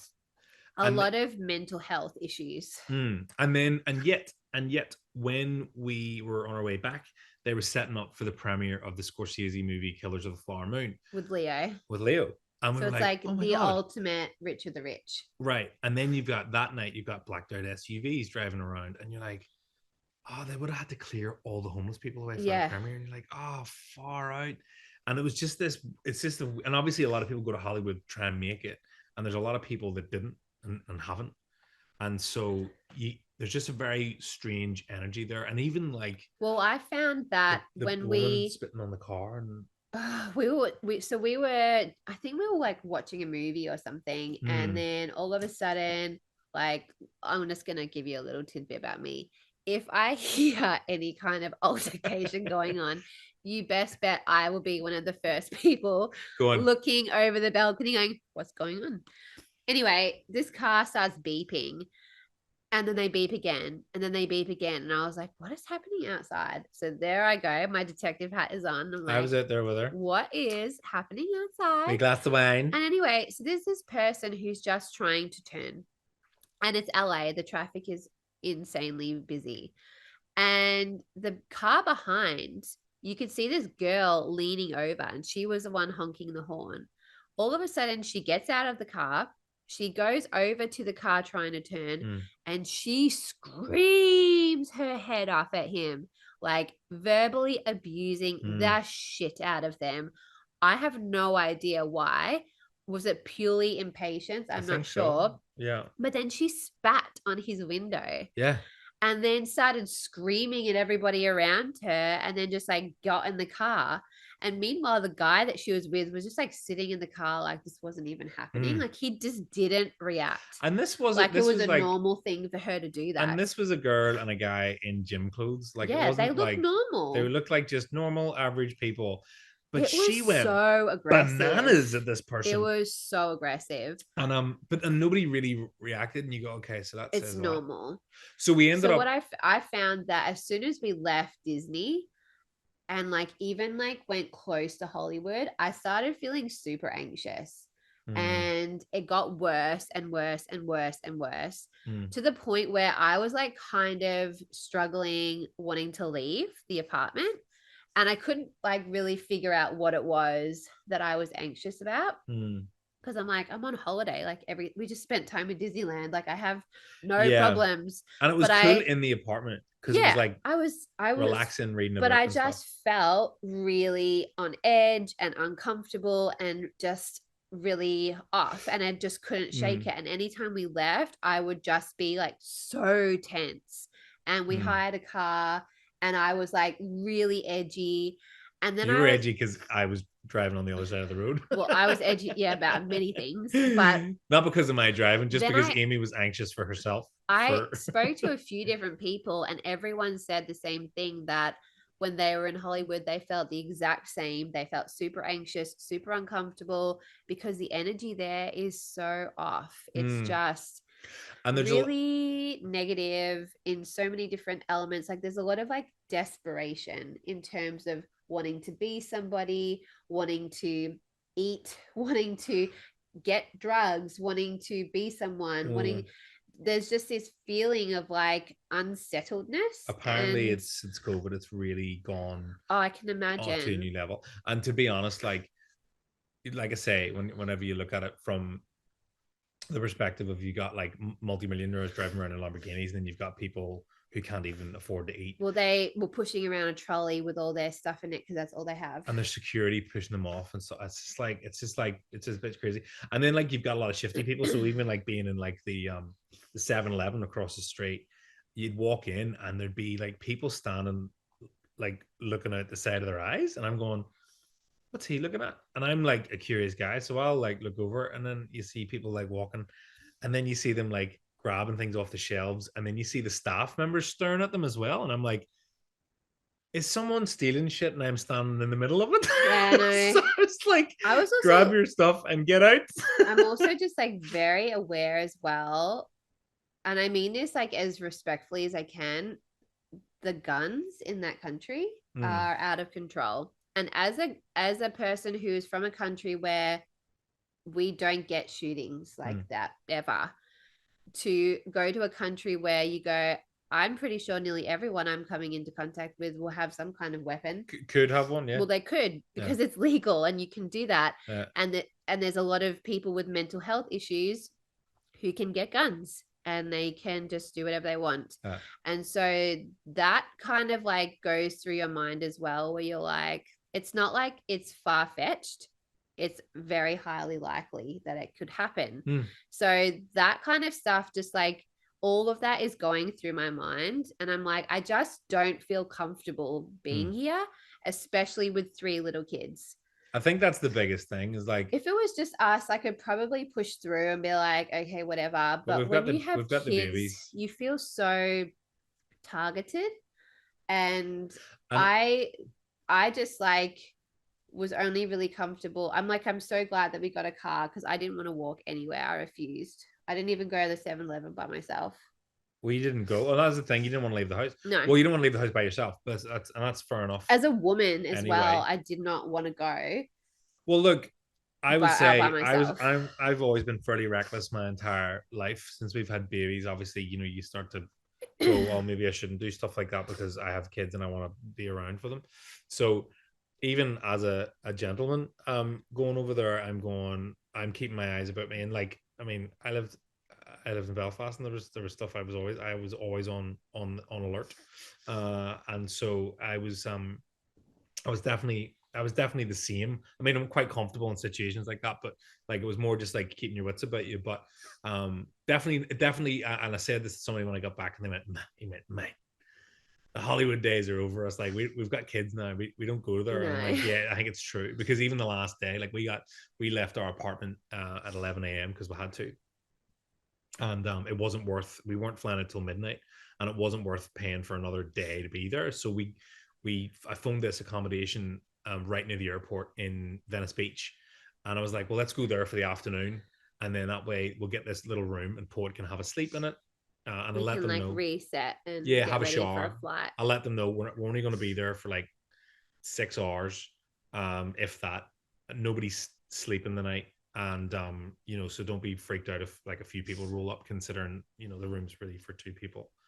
And so we went down there, and then of course, you know everyone's out smoking joints, and because like weed's legal over there, which is great, but like, you know, you get everyone smoking joints and eating mushrooms on Venice Beach. There's, you know, the people yelling at themselves, there's the artists, there's the skateboarders, there's the, you know, the gym people, there's the people on electric bikes, and it's just I'm with Poppy and Noah, and they're like, what is this, and we went and got something to eat, and then they're like, oh, let's go sit on the beach, and I'm like, oh, don't sit on the sand, I don't know what's going to be on the sand. And then I'm like, oh, let's sit over here. But there was like people had obviously used it as a toilet. So I'm like, we can't sit there. And the kid, and God love them, like they're only, 6 and 7, and they're just standing there like, with a little bag of chips going, where can we sit? And I'm like, no. come on over here, we'll sit on the steps of the Starbucks like that. And then they sat down and then they ate some more chips and they go, we're done. And I'm like, oh yeah. And they go, yeah. And then Noah's like, can we go back to the room? And I'm like, yeah. So Paul was asleep. So I'm like, let's go back to the room. So we went in and we sat in the room, and like I think they just wanted to feel Safe. safe. I don't know. Well, actually, someone asked, did we feel safe being over there? And I think if it was about Hollywood and like Venice Beach, no, I didn't feel safe at all. Not at all. Did I feel safe around the Disney Anaheim area? Yes, I did. Well, you have to go through 80 checkpoints to get Yeah, anywhere. you did. The security around there is crazy. But I was walking from Disneyland through downtown Disney to our hotel by myself at like 10 o'clock at night. And there were so many people around, and it's lots of families. Every staff member there is, and security guard are so nice that I had no issues and I didn't feel unsafe at all. But yeah, definitely not a Hollywood fan. That's for sure. Like I don't like I say, I don't necessarily feel unsafe. It's just more I'm extra on alert for danger, which I usually am anyway. But definitely different with the kiddies, and I'm I'm obviously as you are, like obviously most parents are very protective, and if anyone looked at my kids sideways, I'd be on them. So I'm hyper aware, and then with myself, obviously it's just more get in, get the job done, get out. Like if I was going to 7-Eleven to get bottled water, it was like go there, keep your eyes on what you're doing, and get the fuck out of there, because there's a lot of people who don't like being looked at. You know what I mean? And sometimes it's not even that, it's just you just happen to be the person that walked in. So I definitely don't think I would be staying there again. No. And when we checked out, it was funny, like little things like we ordered a porta-cot from Amazon because they didn't have one at Disneyland, and we got this like little porta-cot for Poet, and for some reason I'd ordered 2. So we had to drive to this place to like return it to Amazon. It's just this extra bit of admin that we didn't want. And then the night we were leaving, Amy and I had been saying, oh, let's get In-N-Out Burger. Let's get In-N-Out Burger. And we parked across the street, and I went over to the car park guy and I went, hey, I'm just going to duck out. Can I come back? He goes, yeah, but you have to pay again. And I went, I know, but I've already paid. And he went, yeah, but you don't just go like leave and come back whenever you want. And I went, okay, all right, I'll go. And so I had to go to like CVS to get little syringes for Poet's medicine. And I went with Noah, and we went in this car, and I'm like, I'll get In-N-Out on the way back. So we go to the CVS, queue up, and like it's LA, it's just so busy all the time. Anyway, the sun's going down. We're driving around Venice Beach area, and then I get to this where this In-N-Out is, and I pull in, and there's a Costco and a Costco fuel there. Their Costco's would be so fun. And so fun. And I'm like, what's all the traffic in this shopping center car park? And it was people queuing up to get petrol at the Costco petrol. But it was like, you know, in films, whenever they're like, you've got 3 hours to get out of the city before the zombies take over, and everyone's like fueling up. That's what it was like. It was fucking chaotic. And I'm like, whoa, this is all just for petrol. And I could feel Amy's anxiety about getting to the airport from 4 miles away. I'm one of those people that has to get to the airport 4 hours before a flight. And I'd already checked this in. Doesn't matter. All we had to do was bag drop. Anyway, doesn't matter. no matter what things I put in place, we're still having a moment. We still have to get there. And anyway, I'm like, oh, all right. So scooched around, get around to the In-N-Out. The queue, I'd say there was probably 60 cars, more, they need 70 to eat cars something before the apocalypse in the queue. Yeah, before they get the fuel.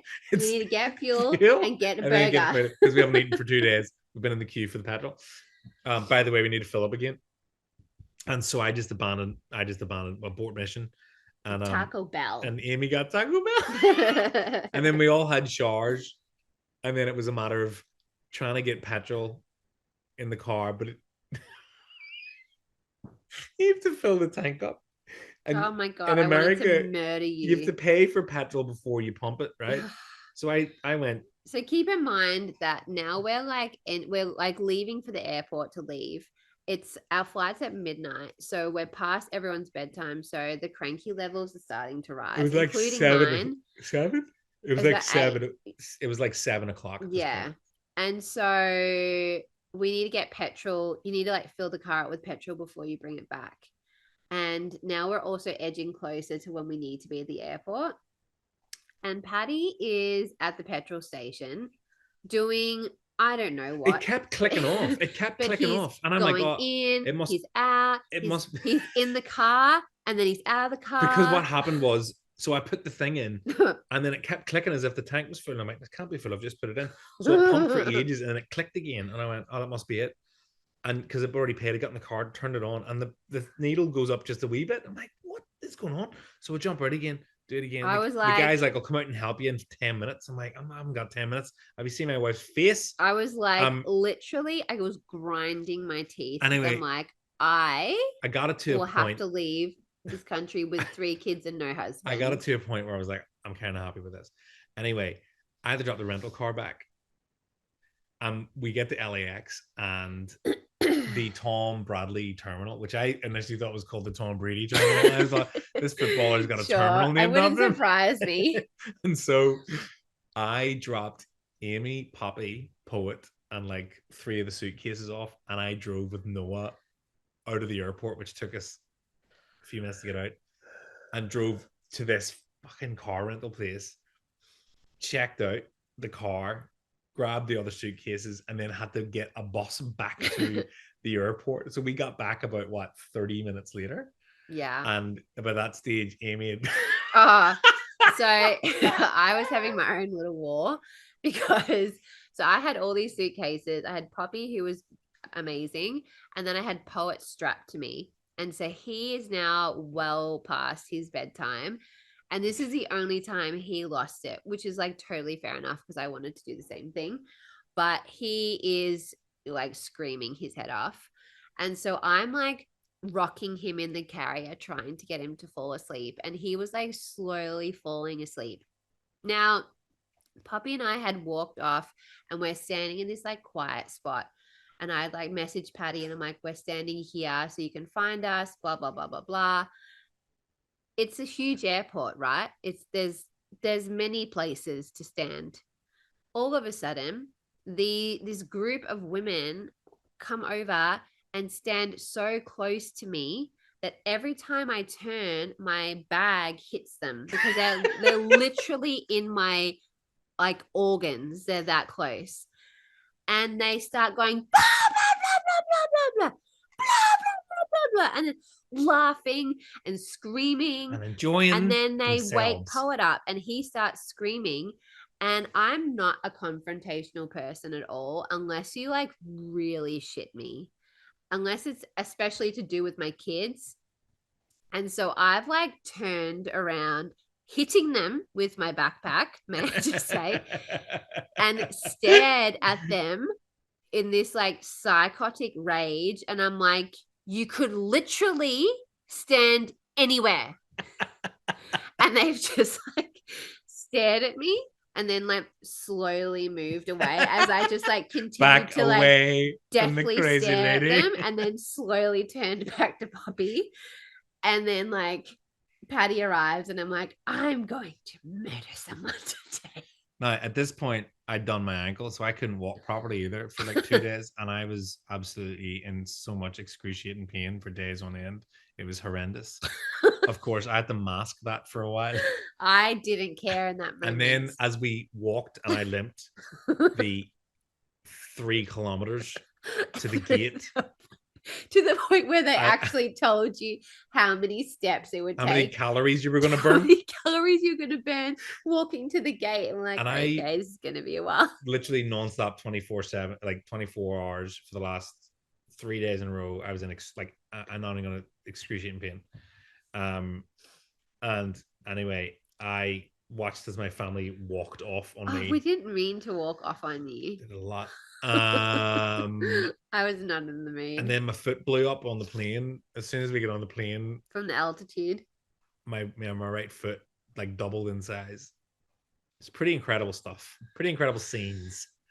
It was so intense. It's always the way home where everything, the annoyance levels are always elevated. Like, I'll tell you one thing. This is probably my most aggravated moment in transit was customs in Australia. Yeah. There is one thing that Melbourne Customs can't do, and that is Melbourne Customs. It is a absolute shit show. And like you get off a huge flight. There's a flight from Bali that also arrived. So everyone's yabbering about whatever. And I have tired kids, tired me, tired Patty. And you're trying to figure out how the hell you get out of this building. And it's just like there's shit everywhere. There's people everywhere. There's no like line. And then there was like the family line. And so we've gone into that, but then they like let everyone in that too. So there's just like chaos. Then there was people behind us and they go, do you want to go in this queue? Yeah, there was like, people who were way behind and us. Then they got out. They let them go to the front. And then, I'm like, are you fucking for real? I will murder you and then stop murdering people. And do you know the way they give you the form to fill out on the plane and you're meant to fill it out? People got to the front and they're like, I haven't done it. I haven't filled it out. And they're like, oh, we'll just fill it out there. And there's a form. And then they go, okay, well, we'll do it for you. And I'm like, oh, will you? No. And we're going, no, please. And Paul's going, meh. I'm like, oh, he's gonna get angry. This is all your fault. And I'm like, again, I couldn't walk at this point. I'm like, shh. And Amy's like, and then the kids are going, when are we going home? And I'm like, shush. So anyway, we get through there, and then all of a sudden we're getting our bags, and it's when you have to like declare whatever. And I'm waiting for the pram. The pram's taking forever to arrive. And then meanwhile, Patty is with Poppy and Noah, and a dog, one of the dogs, sniffer dogs, goes over to Noah. And then there's a banana in his bag. There's a bit of fruit. So, did you get any fruit in your bag? No. And we didn't declare the banana because I'm so sorry. I had assumed my children had eaten their food, and I didn't. Well, we didn't search their bags. Declare. We didn't frisk the kids. Banana. We didn't frisk the kids for fruit. And they had a massive issue with the banana, where our like little passport things got stamped, and we had to go through the special line in customs. Yep. And so at this point, I'm full rage mode because I'm like, are you for real? And so then we like get lectured about this fucking banana. and we also had bought, it was Norman's birthday. Okay. He turned 8 and we bought him pumpkin spice dog treats. And they were maple bacon They ones? were maple bacon, pumpkin spice dog treats. And they were like, oh, no. You can't bring these in our country, even though they're sealed and dried dog food that's probably going to last until the world seals over. But also they weren't going to last at all because he would have eaten them. And so they took them off us and then lectured us about the banana. And there was a sign saying like, please do not abuse our customs officers. And I'm sure that was directed at me. And I had to really go somewhere deep in my body and tell my inner Leo to just not, because I know I will be that person that gets arrested. And I'm just like sitting there, like staring at this lady going, oh yeah. See, Poppy's like asking me what's going on, and I'm like giving her these like sarcastic remarks like, oh well, better make sure we don't have any more scary bananas out there. And I'm not like that with those people. I'm like, yeah, fair enough. And I said, obviously we didn't know the banana was it was and just she went, so ridiculous. Yeah, but usually we'd give you an $8,000 fine for that. And I went, it was just but we didn't know that the banana was in there. And I got rid of it straight away. And she went, yeah, no, it's because we didn't look through the kids' bags for the banana. Like I didn't know that there was a banana. And I've never said banana so many times in my life. And I went, and I look at Amy, and I'm looking at Amy, and I'm like, she's pissed off about these dog treats. Was. No, but it was mostly about the woman who was grilling us. Yeah, well, she was the one that took Norman's treats. I can't have the dog treats. And she went, no, you can't have the dog treats. I said, but they are maple bacon, and it was Norman's birthday. And I'm trying to like make a bit of fun about it. She was not having a bar of it. She was not. She's like, we take this shit seriously, mate. And I'm like, yeah. And she goes, no, about this banana. And I went, she brought it up so many times. That's why I kept saying these comments, because I'm like, is this a fucking joke? I'm like, it's a banana. Maybe she hates potassium. Maybe, maybe there's a thing going on here. And anyway, what would you do if I said I had an orange? What would you do then? And anyway, so we got out, and then obviously I was struggling to walk, and I had five suitcases to put on and off the bus because the kids, God love them, can't carry their own suitcases because they're too bloody heavy. Yeah. And then Amy had to drive home, and I left Poet's nappy bag in the boot, and that's where his beloved Kenny Rabbit is, and Poet likes Kenny Rabbit, and he was very tired, and Rabbit. Poet screamed. Oh my God, yeah. When we were on the freeway, and I'm like, babe, just pull over into the lane. She's like, no, I'm not pulling over. No. You said it wasn't the freeway. If you're from Melbourne, it was the Monash freeway during peak hour. The airport freeway. No, this was like in the middle of like City Link. Whatever. On the tunnel. But there were we were in the tunnel forever. Everywhere. We were in the tunnel forever. It was 5:00. It was peak hour, and Patty's like, just pull over on the freeway and we'll get it out. I'm like, oh, I'm sorry, I don't feel like being run over by a truck today. I would get out. And so Poet screaming, I'm annoyed. And it was just like one of those things where we're like, that was a wonderful trip. I'm so happy to be home. Oh my God. Yeah, but it was good to get home. But the thing is, I know we're being very dramatic about the last bit of the trip, but it's there's more just, always a moment when you're traveling in transit where you're like, I get why people lose their shit in airports. It's at that moment we went, we should never have left Disneyland. I legit cried when we left Disneyland because I was heartbroken to leave. You were. You did cry. This is going to be the longest podcast ever. I know. It's great. If you're still here, like, that's dedication. But it was a great trip. It was a really memorable trip. There was so many things that, like, whenever you were talking there now about going to DCA, and I'm like, oh, that's right, and it was so much fun, and it was early in the morning, and like you're watching a show and you're having a beer. It's brilliant. And then like walking around and seeing all the hugging Pinocchio, and like, it's funny how like you see a character and you immedately feel like in awe of them. Yeah. Even though like rationally you're like, that's just a person in a suit. But I hugged Tigger and I felt it. Your mind is like, oh, look at this magical creature. An Eeyore. Eeyore was so cute. Oh my God. But like, absolutely. Even when you meet Mickey, you're like, oh my God, yeah. Oh my gosh, I'm in the presence of royalty. Yeah. It's the man himself. So like, you just can't help yourself. And like, we were riding the Dumbo ride and I'm like, oh my God, it's Pinocchio. So I'm like calling back at Patty going, Pinocchio's over there. And like, they do. I mean, Americans do things really well. They do. My cousin has lived in New York for 10 years, and he said, Patty, Americans do things so big. He said it's cheesy in the best way possible. I love it. I think that's a really great way to describe it, because like Disneyland's the same like that, because they go overboard, but they do it so perfectly. Like everything's clean and neat and tidy. It is for a place that is like so busy. You never ever see rubbish on the floor. No, not a single time. I never saw any rubbish anywhere. When Paul was sleeping one day, I watched the guy clean up. Like he was cleaning up the ground. He was so meticulous about everything, and I was watching him just as I was pushing the pram. I'm like, that is amazing. Like so detailed about every part of the cleaning process.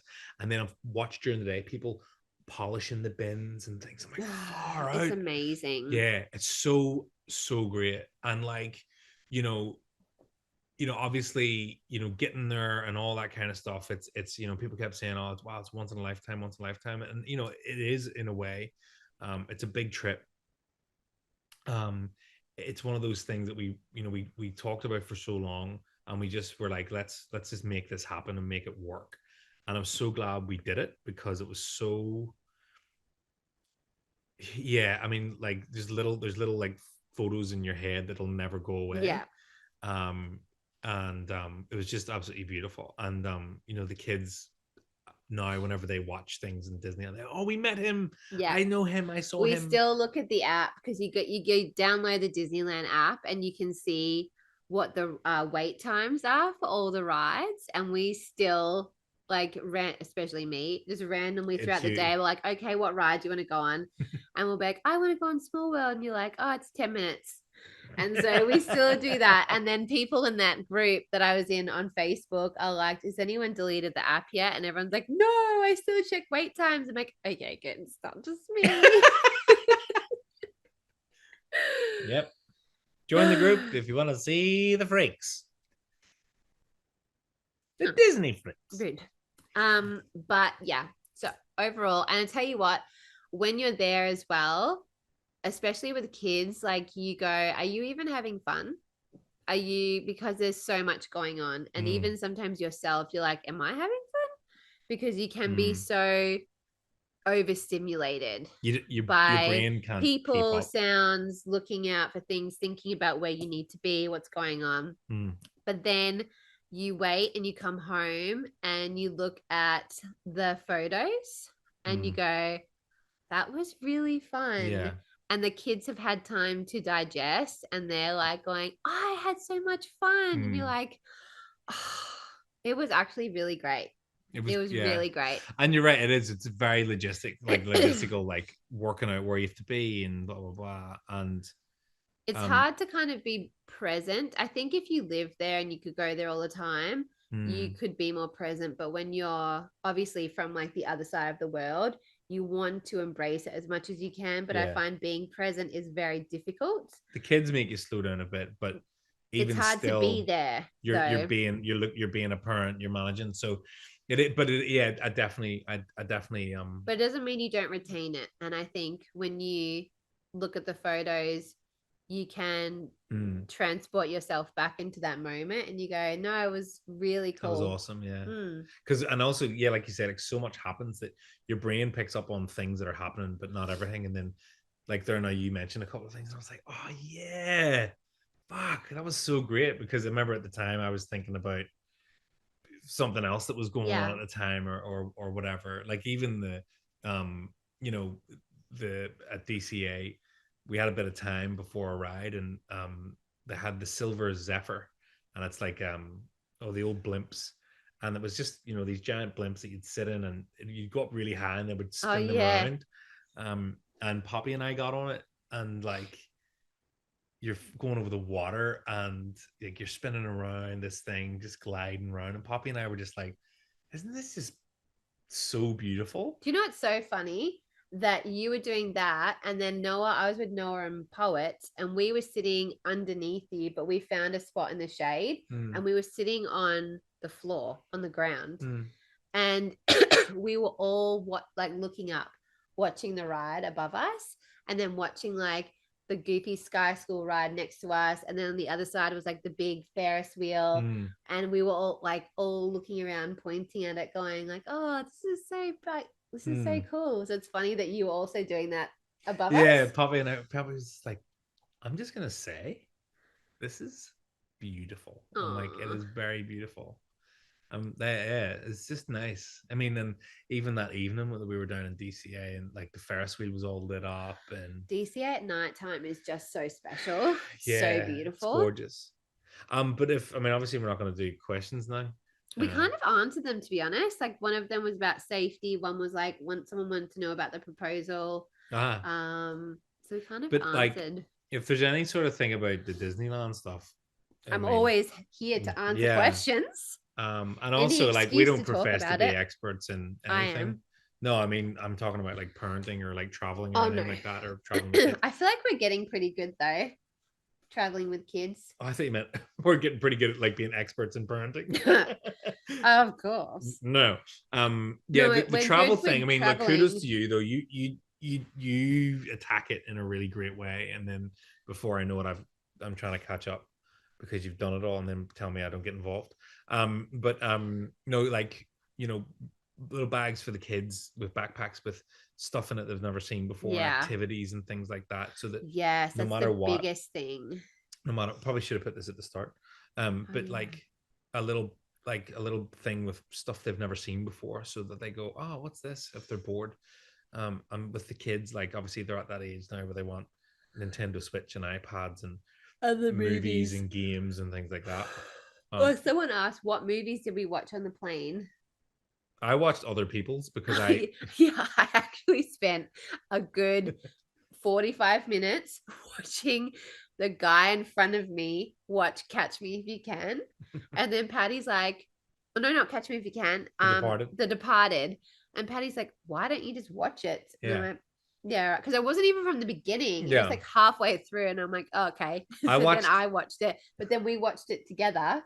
We both were like, ready? 1, 2, 3, play. But then at the very end, when it's like the most chaotic scene, I look over and Patty's asleep, and I'm like, no. But do you know what though? Like, whenever Paul would wake up, he'd pull the fucking headphones out. Yeah, so I'd end up just not watching anything, or I was watching, like, there was a guy watching Friends the entire time.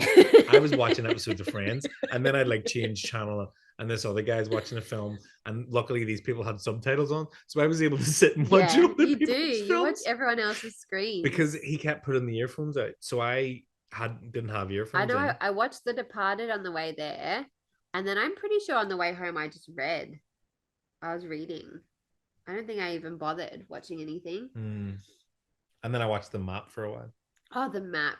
It's like good, but also a little bit depressing, because you're like, I have been over this patch of ocean for the last 4 hours. The Pacific Ocean's so big. Why are we not in our goddamn country? Yeah. But yeah, I think that's it.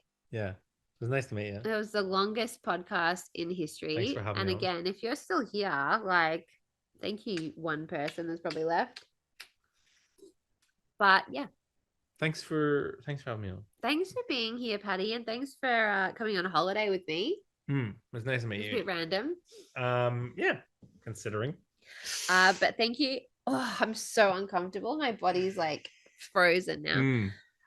Thank you for listening if you're still here. And if you are thinking of going to anywhere Disney, let me know. Give us a call. Any excuse to talk about it, and I'm there. We'll help you book. I won't do that because that part's tedious, but I'll help you do the fun stuff. Yay! And as always, thank you so much for being here. Oh yeah, my store's open too. I always forget about that. Hey, one person who's still listening. My store's open for Christmas. Amy's store's open for Christmas for the next 3 weeks. Yeah, it is for the next 3 weeks. So if you are on Christmas present duty, I've got you. We got you. I can wrap it up while I talk about Disney to you. Gift cards. Yeah. Candles. Christmas candles. Actually, the magic box. Yeah. Anyway, thank you guys so much for listening. And we'll see you soon. We're going to be doing an episode together soon about magical places and also Letha. Yay! So yes, thank you so much. And we will see you very soon. Toodaloo. Bye. Have a magical day. Have a magical day.